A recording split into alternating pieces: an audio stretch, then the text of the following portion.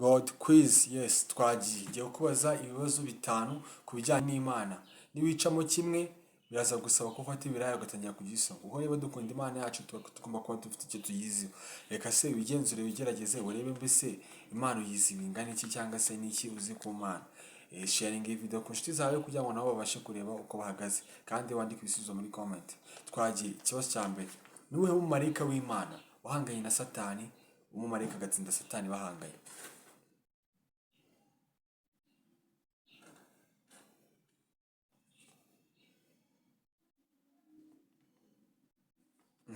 Niba uzi yuko ari marayika Mikayeli wagikoze. Twagiye ikibazo cya kabiri.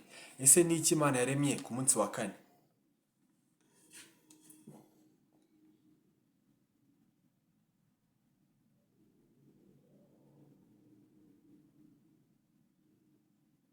Okay. Niba uzi ko ari ukwezi, izuba ndetse n'inyenyeri wabikoze. Ikibazo cya gatatu. Mbese ninde muntu Imana yakoresheje ngo atabare Abisirayeli mu gihe bari bamaze igihe kinini mu buretwa mu isezerano rya kera?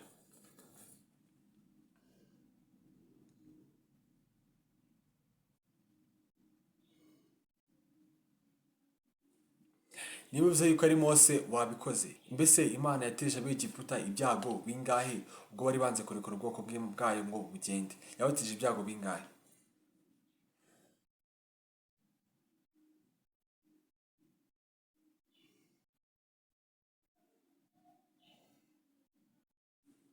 Yabateje ibyago 10. Ikibazo cya gatanu aricyo cya nyuma.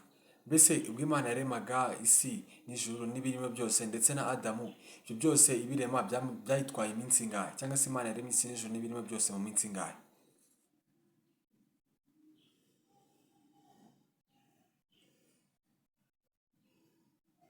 Niba uvuze ko ari iminsi 6 wabikoze. Ku munsi wa karindwi yararuhutse.